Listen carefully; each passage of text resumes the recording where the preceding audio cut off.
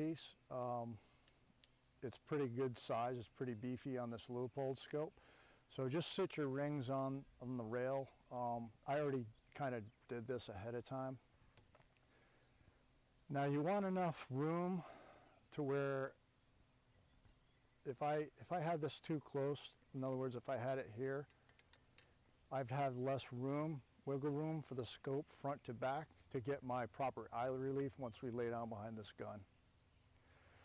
So make sure you have enough space between the rings, and I've pretty much used the extreme front to rear of this set of rings, or for this scope mount or scope base, but you want room to be able to move this back to forward slightly.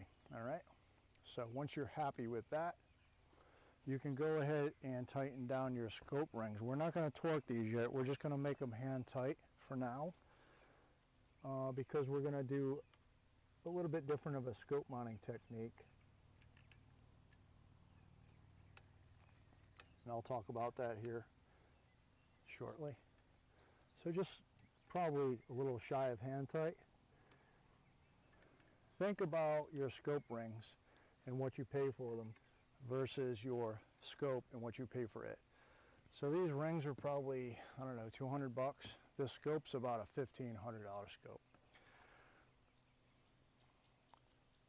This thing's a lot more fragile than these are.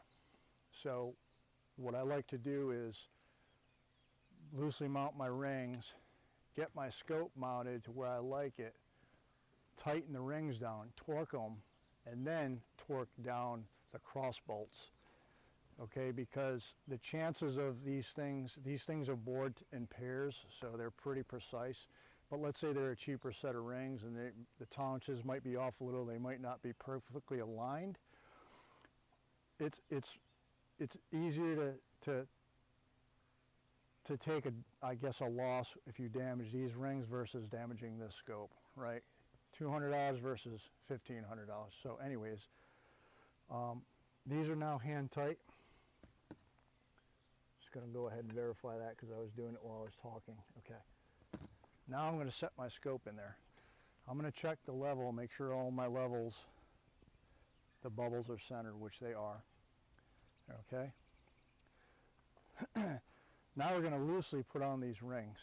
These 419 rings, if you notice, I put the clean side of the rings on the inside towards the ejection port, and I put the actual bolts on the outside, just away from everything. These rings are actually matched. The caps for the rings are matched to the rings, and they're labeled A, B, C, D. I put